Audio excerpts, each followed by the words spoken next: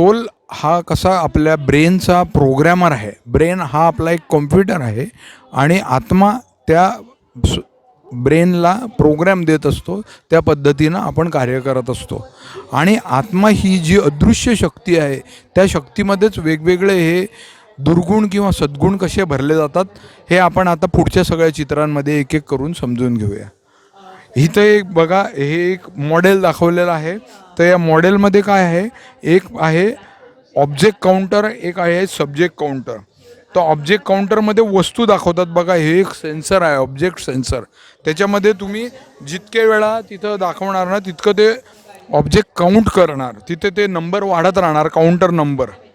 जसं मी उदाहरण दिलं तुम्हाला, मॉलमधला जो काउंट असतो त्याच्यामध्ये किती लोकांनी व्हिजिट केलं ते त्याच्यामध्ये आकडे दिसत असतात.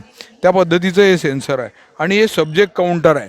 याच्यामध्ये जेव्हा लाईव्ह गोष्ट असते बघा, याला मोबाईल लावला तर ते आवाज नाही करणार, परंतु याला मी हाताने टच करतो, हे आवाज करतं बघा. कारण हे सेन्सर आहे त्याच्यात आणि लाईव्ह गोष्ट त्याला टच करते, त्याचं सेन्स करतं ते.